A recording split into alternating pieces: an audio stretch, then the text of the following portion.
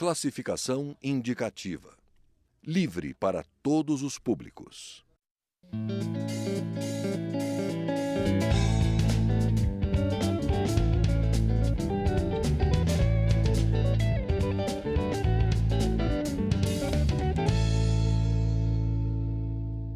Olá! O serviço de internet de alta velocidade poderá ser limitado a uma franquia de dados. Assim, quando acabam os megabytes do pacote, a operadora suspende o serviço ou diminui a velocidade de conexão. O deputado André Figueiredo, do PDT cearense, foi também o ministro das Comunicações no governo da presidente Dilma, quando ainda iniciou essa discussão. Ele é o nosso entrevistado de hoje. Eu sou Regina Assunção e o Palavra Aberta é uma produção conjunta da TV e da Rádio Câmara. Bom, deputado André Figueiredo, o senhor que realmente deu início até essas discussões sobre a internet fixa ilimitada, né? Por que surgiu esse questionamento? Na verdade, hoje, dentro do Marco Civil da Internet, existe uma previsão de que as empresas, as operadoras de telecomunicações, elas têm, sim, a liberdade de definir seu plano de negócios. Só que também existe a definição muito clara, no âmbito do nosso normativo jurídico, de que nenhum interesse comercial, especialmente na área de autorização para operar tanto a área da internet fixa quanto a telefonia móvel, não existe nenhuma previsão de que qualquer tipo de interesse comercial possa se sobrepor a interesses sociais. Então, cabe ao governo, cabe à agência reguladora, cabe ao Congresso Nacional definir um modelo onde o usuário não seja prejudicado. E dentro da esfera, pelo menos, do Ministério das Comunicações até bem pouco tempo, a universalização do acesso à internet era uma das principais prioridades do governo, da nossa gestão. Né? Era uma meta. Então, nós precisávamos chegar e precisamos chegar com internet através de fibra ótica a 70% dos municípios brasileiros. Precisamos fazer com que todos os nossos lares, hoje temos apenas 50% dos nossos domicílios com acesso à internet em banda larga, fixa ou móvel. Então nós precisamos fazer com que essa universalização do acesso ela possa realmente privilegiar principalmente aqueles consumidores, aqueles usuários de menor poder aquisitivo. Então, isso faz parte até do Plano Nacional de Banda Larga, não é? Sim, que agora é o nome Programa Brasil Inteligente, né? Que é justamente o nome inteligente, faz menção à internet ligando a gente, para que a gente possa ter esse acesso garantido. Então, se a gente, de repente, quer universalizar esse acesso e começamos a limitar, o que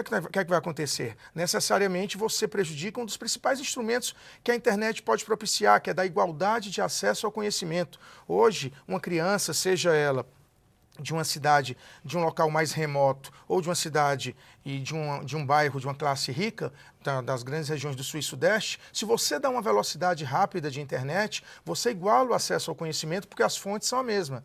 Agora, se você de repente começa a limitar em regiões mais remotas, em classes sociais, onde não existe o poder econômico para poder pagar planos que às vezes as operadoras querem oferecer, que vão muito além do que aquele usuário pode pagar, você acaba sendo um contraponto a essa política de universalização. Agora, o que o Congresso pode fazer para garantir que esse acesso ilimitado da internet fixa seja mantido? Porque teve essa decisão da agência reguladora e que depois voltou atrás, mas precisaria de uma decisão definitiva, não é isso? Na verdade, a agência reguladora ela tem o poder, em cima hoje dos instrumentos jurídicos que nós temos, de determinar primeiro que a Anatel, que as operadoras não cessem de oferecer planos com franquia ilimitada. A Anatel tem esse poder, ela tem o poder de coibir qualquer tipo de abuso, porque também não adianta nós chegarmos com planos com franquia ilimitada e com valores completamente inacessíveis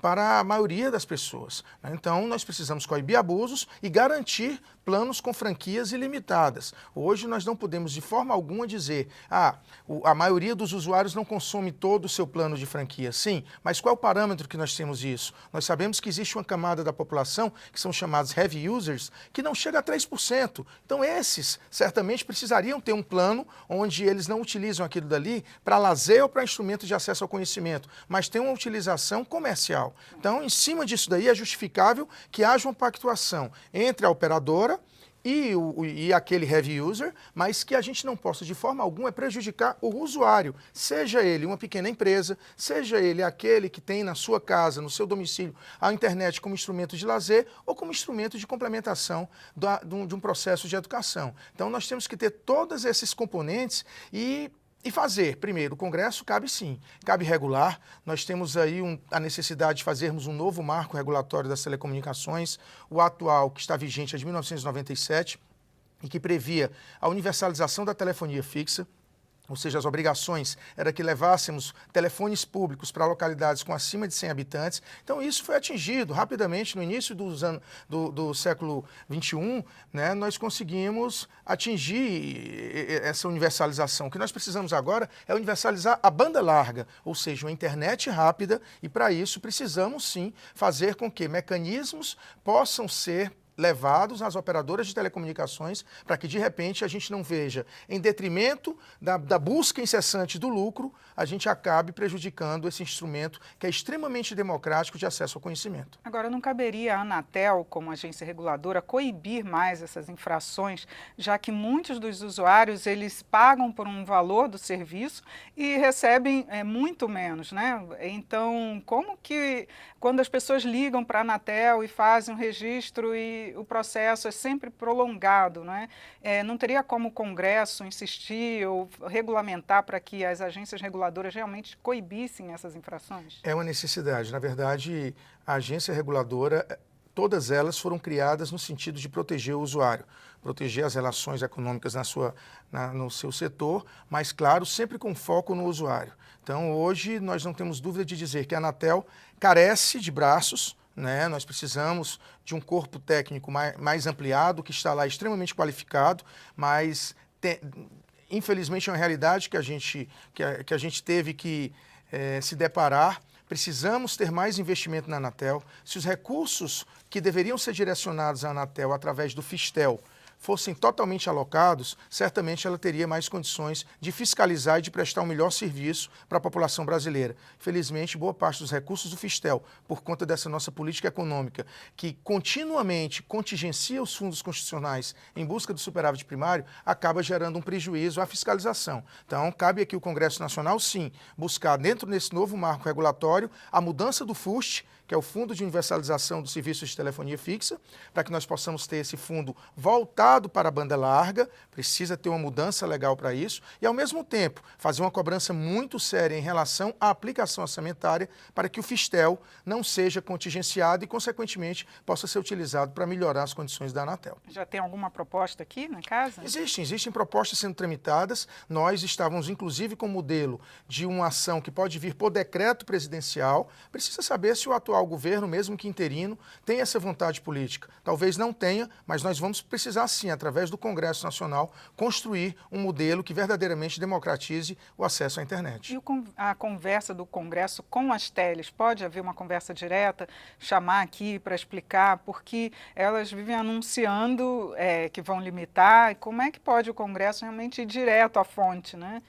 Eu vejo que, e aí confesso também que não tive nenhum problema no diálogo com as teles. O que nós precisamos é definir regras que sejam verdadeiramente execuíveis. Então, essas regras a gente pode sim, podemos acessar também, através de pequenos provedores, uma política de maior capilaridade, não ficarmos nas dependências de 4, 5 ou 6 grandes operadoras, né? Nós temos 5.500 pequenos provedores que podem disponibilizar um acesso à internet a preços extremamente módicos, né? Então, para isso, nós criamos, e está dentro do programa Brasil Inteligente, um fundo garantidor para esses pequenos provedores poderem acessar locais mais remotos, onde os interesses econômicos das grandes operadoras não querem chegar. Isso então, precisava ser mais divulgado, porque a maioria das pessoas não sabe. Não sabe, mas hoje em dia, em pequenos distritos, em pequenos municípios, os pequenos provedores verdadeiramente são os grandes canais de acesso daquela população que mora em locais mais remotos. Consequentemente, se nós pudermos democratizar também o acesso através dos pequenos provedores,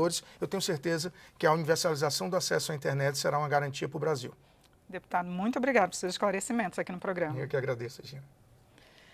Nós conversamos com o deputado André Figueiredo, ele é do PDT do Ceará. Você pode acessar esta e também as outras edições do programa em nosso site, é no câmara.leg.br/palavra aberta. Eu sou Regina Assunção e agradeço a sua audiência. Até a próxima.